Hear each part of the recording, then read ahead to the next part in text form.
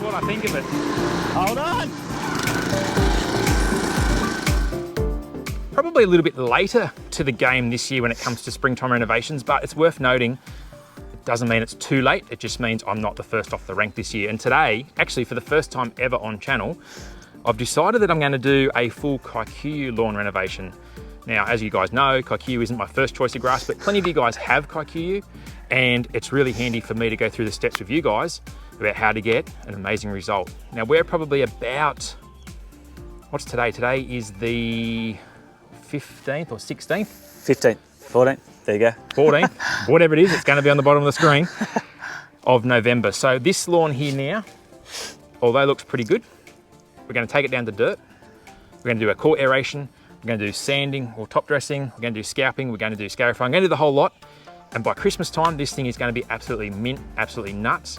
And Shane here from Lawn Culture Australia won't be sleeping on the couch because it'll be back in time for Christmas. Well, my wife thinks I've gone crazy. I've got Brenton over today, and yeah, she thinks it's looking pretty good, and she doesn't know what we're doing out here. So Brenton's going to walk us through it. And to be fair, this is actually a really nice lawn. It is actually a really nice lawn, but there are a few little bits and pieces that we can improve on. And I reckon what we probably do before we start ripping into it, let's just have a look at some of the things that I found this morning and things that we need to correct moving forward. Let's do it. So talk me through it, mate. So you've got KIKUYU here, never ever done a renovation on this ever before? Never. So we've been here 7 years, and I can't imagine anything would have happened before then. Right. But just general maintenance, mowing, but never done a full renovation. Right. So this is going to be a heap of material come out of this. And I was just walking around earlier, and I'm having a look around, and a few things that caught me, not so much by surprise, but probably off guard. There is actually a little bit of leaf spot here as well. So a little bit of fungus that we will have to treat. I haven't got anything with me today to treat that, so we'll have to do it at a later date. You've already put down a celiprin and a pre-emergent, so yep. We don't need to do any of that today. So today will simply be, as I said before, a Scarify, a scalp, yep, a core aerate, and a top dress, rub it in, fertilizer, and we're done. The other thing was, you probably notice here we've got some stripes, but Shane is not actually mowing with a cylinder mower. Oh. No, what are you mowing with, mate? We've got the Toro Pro Stripe. Right, so Shane has got the Pro Stripe. I did actually do a video on Pro Stripe a year or two, or maybe a bit more ago now. So basically it's a rotary mower with a big heavy roller on the back to give you these stripes. So they do quite a good job. They do an amazing job. Yeah, I love it. I think it looks great. Yeah, they're very good. Not as much maintenance as a cylinder mower. Low maintenance, so you're not just a rotary mower. So 100%. All right, well, let's hook in. So today, you would have seen I use a Scott Bonner 46 on all my renovations, and I bought it here today, but we've also got the Bluebird, which has a different system underneath. It has these, I guess, flail-like design blades on it, where the one on the Scott Bonner is a more fixed design, which can actually penetrate down into the ground if need be. So what I thought we'd do today, these are a little bit hard to come by, but these are readily available at any hire shop. In fact, Valley Outdoors, Singleton, or Lawn Culture Australia has this available for hire. So if you're in the area and you do need one, it's brand new, it's a good thing. So let's just put them up against each other and just see what differences they are too, because that's going to be kind of cool, because I've not actually used these sort of ones before. I've always used the more traditional, to me, more traditional one. So let's have a play around with them.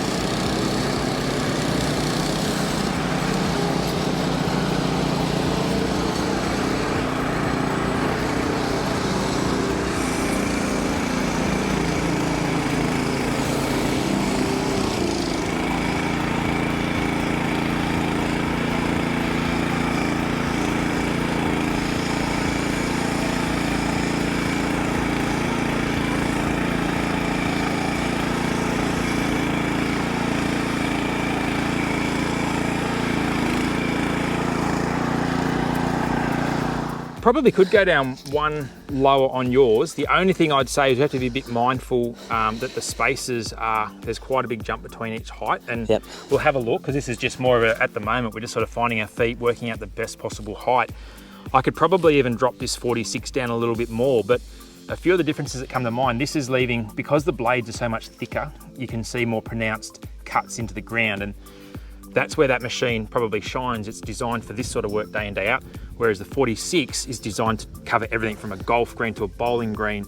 It can do it all. With those fixed blades, you can penetrate down into the soil, and it sort of disturbs the ground less. Like you can see here, it's thinned it out, but it hasn't actually disturbed, like hasn't left those big thick lines. You can see the defined lines through there, yeah. Which is not an issue in a home lawn.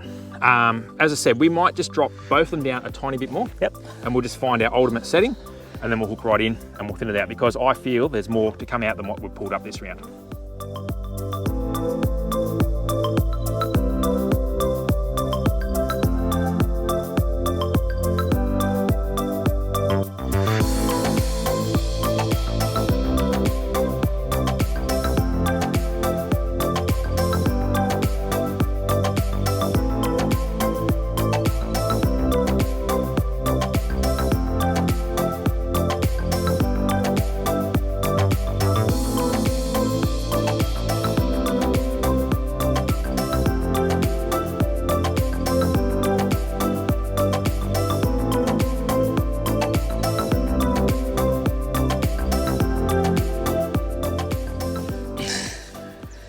So that certainly brought up a heap more material. It's probably a little bit low, so I think we're going to raise that one back up just to that next highest setting. But what we could probably do is we'll probably go with both machines. Like just go one direction with one, the other direction with the other, and that'll give us the best of both worlds. But I'd say one step high for that one in a home yard situation, because it is actually probably diving into the dirt a little bit too much on this occasion. So if the grass was longer, that wouldn't be an issue, but at this height, I think that's probably a bit low. A bit aggressive? Yep. So let's do that. Nice.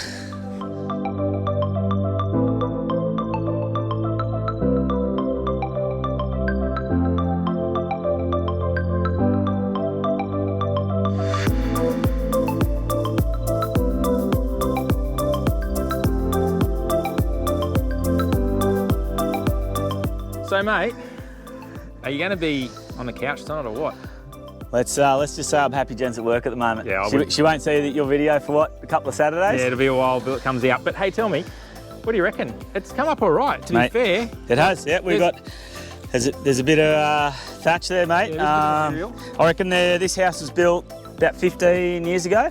And this would have never been renovated. So we're looking at a lot of years worth of thatch and build up here for sure. Nice. Well, the next step now, mate, is we're going to pick all this stuff up and get rid of it from there on in. So we'll clean this up and then we'll start scalping. Perfect. Cool. Well, the penny's dropped, it's all fallen into place. I now understand why you said I won't need to bring a mower to collect anything. What's the go, mate? So, mate, here's a Cub Cadet LX42 XT Enduro Series. You said you needed something that's going to catch your grass. So a lot of people probably don't know that the Cub Cadet does have an extra feature where you can put a catcher on the side. So you've got your normal side chute. Clear tube, I like that. Yeah, it's pretty cool, isn't it? You obviously can make sure nothing's getting clogged up. And then you can pretty easily just unclip it down the bottom here, and just here and here, and take it off and still use your side chute if you ever need to. Yeah, sweet. So where do you want to start at the front here? Well, you've got the Kawasaki engine, 24 horsepower. Rightio. My opinion, one of the best engines on the market. You can't go too far past a Kawasaki. John Deere. Yep, there you go. Servicing, nice and easy to get to. You've got obviously your oil, always be checking that, and air filter at the front. Literally just clip him up there.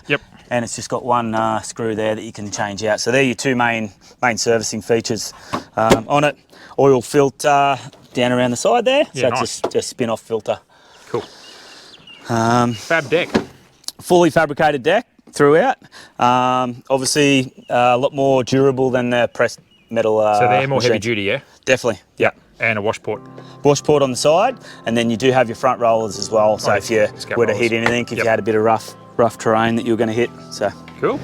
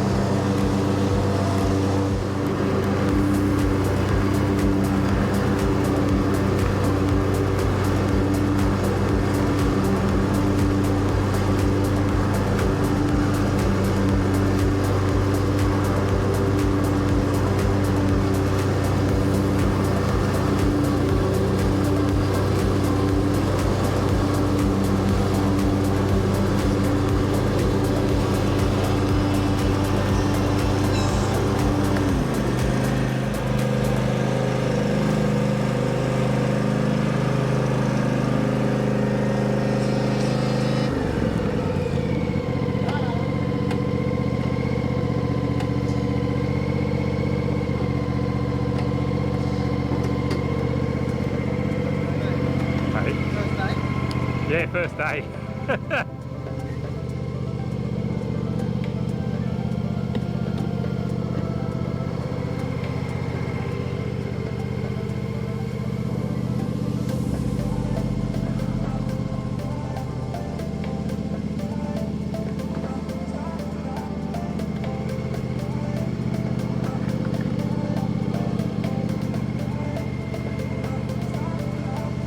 Better than pushing a mower. Yeah, that's exactly right.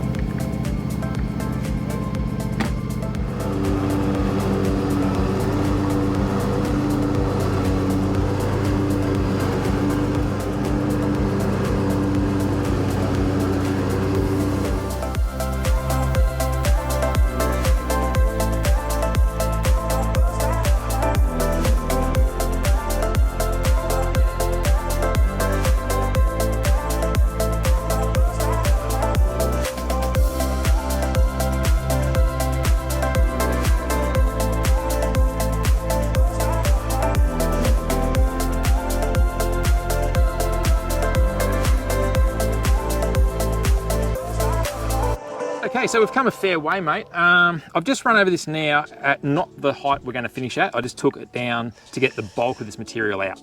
So from here on in, what we're going to do is go down one extra level. Because it's so wet today, it is really quite wet. You had a big storm last night. We had a big storm, about 20 to 30 mil come through about 5 or 6 o'clock last night. So it's going to be amazing for coring. It's going to get some really decent cores, but when it comes to actually doing this next stage, I think we'll just go down one more notch lower than we had. And that'll be enough for this KIKUYU because Shane isn't actually mowing at crazy low heights. He's mowing at quite a reasonable height, and this will work just fine. So you're gonna have a few laps of this thing yourself, are you? Yeah, I'm gonna have a go now. Right, Yeah, it's so got some power, this thing. It does go all right. Yeah, it does go all right. Getting through it. So we've dropped it down one lower, which will be it, and we'll hand it over to Shane.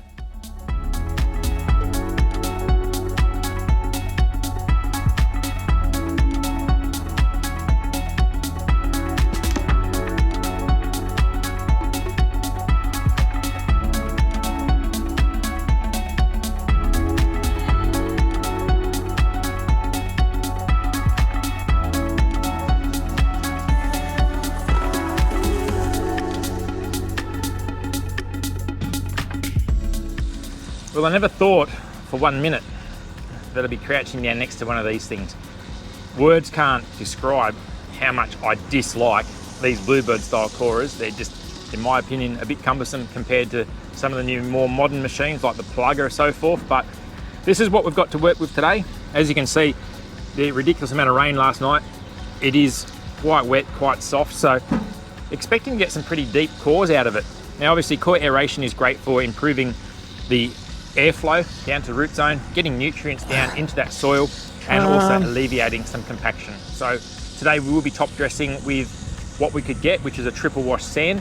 I haven't seen it, so I don't exactly know what it's like yet, but once we get this done, it should be due to arrive. So let's do a few laps with this until I get bored of it, and then I'm gonna palm it off to Shane. It's his problem.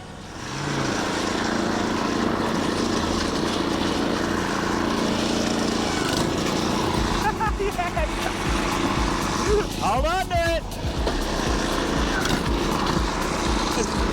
Oh, That's what I think of it. hold on.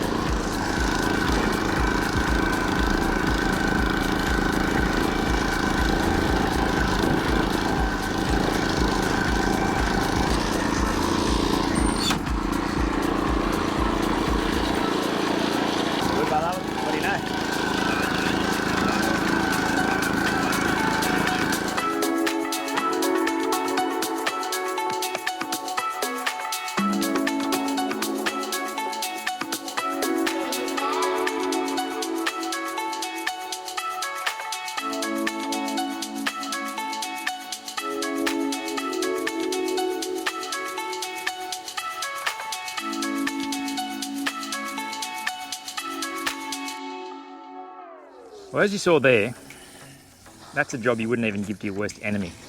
I just don't love that machine. But anyway, we got the job done. Because this ground is so wet, it is so soft. It didn't actually pull out all that many cores, but it certainly has aerated and loosened up the soil. Definitely can tell that.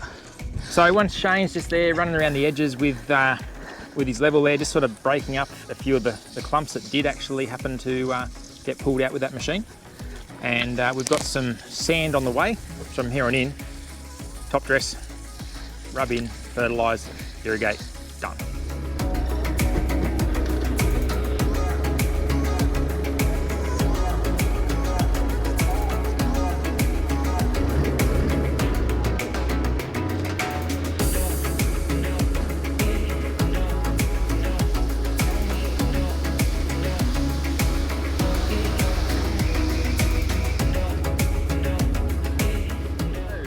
So top dress has just turned up. As you can see, for those of you who've been watching my channel for a while, you'll see we're using something very different to what I'd use at home. Now, a lot of that has to do with simply availability. It is very hard to find the sort of product that I do use at home, but this is probably more available to most of you. What we've got here is a triple washed sand. Now, because we've got a fairly clay lawn base, if you will, to work with, I actually don't see this being a problem. If anything, it could be a bit of a benefit. So we've got a heavy base already, which is great at holding nutrients. This here is going to allow to get a bit better drainage and let the nutrient stuff get down and just sort of lighten up that heavy soil. So got no qualms with using that today in this situation. So I've got the Master top dresser loaded up, and if you're looking at those, go and check out Yard Empire. They're up in Brisbane in Queensland, and they are the importers of the Master top dresser. So let's get this out. We'll start rubbing it in once it's done.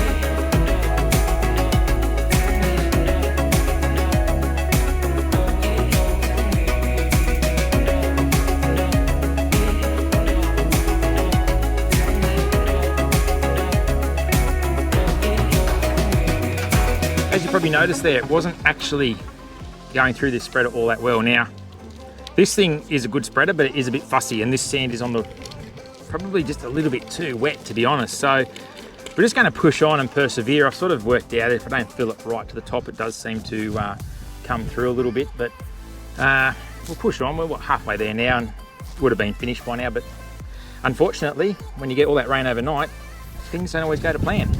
So let's load him up and keep going.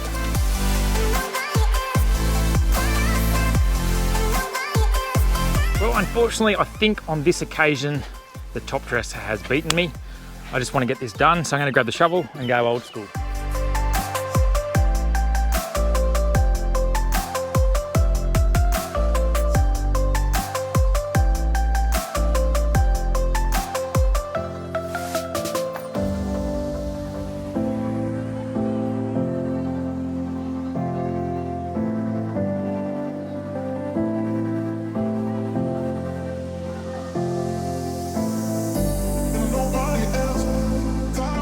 So as you saw, give up on the little top dresser. It is actually a good thing. It's just unfortunately today what we're dealing with is a little bit, the sand was just a little bit too wet. So I just went over it again, as you saw, just to sort of level it all out, smooth it all out. So from here on in, level lawns, these are the cyclone sort of ones. These aren't the ones that I use at home, but these work just as fine, available at the Big Green Shed. So now let's rub it in loosely. One of the big issues that we're facing here right now is the fact that the ground is still so wet, which is going to hinder this sand drying right out to make it push in really nicely. So all we'll do in this case is we're just going to level it out, smooth it out, spread out some fertilizer, and then we'll, believe it or not, give it a little drink just to wash that fertilizer in. And yeah, we'll be on our way to a nice recovery.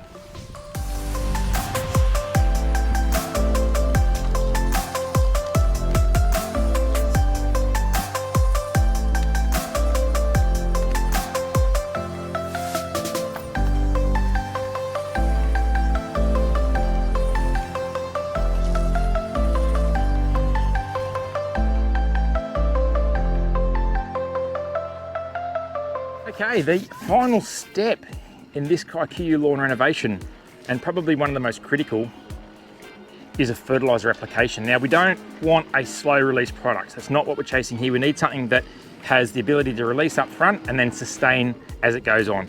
Something like this Plant Doctor Champion Lawn and Green Grades fertilizer. I've been using this for renovations for years now, and it's my absolute go-to when it comes to this sort of thing. Now, I do have a link for this if you do want to try it out, or any other Plant Doctor products, which is Bren 10, BREN, and then the number 10.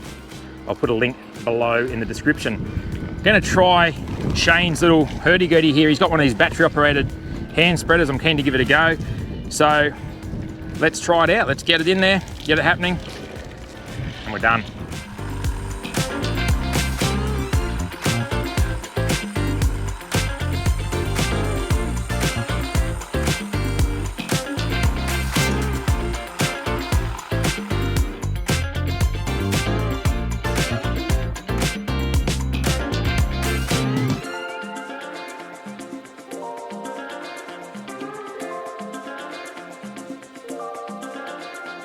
Well, guys, that's pretty much it. Full day. Big day. Big day. Very big day. So from here on in, it is a bit windy at the moment, so we're not going to be putting any water on. We have put our fertilizer out, but that's actually okay. We're not going to get any burn because there's nothing to burn. So first thing in the morning, Shane's going to put some water on, and then tomorrow afternoon, he's probably going to just run the level on over this again. It'll be a bit more dry by then as well, and it'll just smooth the last of it out. But we should start to see some grass pushing through in the next few days, and probably back to its first mow in probably 10 to 14 days. So, yeah, nice. Mate, thanks for having us today. Thank you. It's a good day. Appreciate it. I'll get you'll sleep well tonight. I will, mate. It's been a big day. Yeah, it has been. Anyway, guys, we're at the video up there. If you've liked it, please share, subscribe. I don't even know where I'm going with this because I've had enough. Anyway, guys, over and out. Have a fantastic weekend. See you later. Cheers.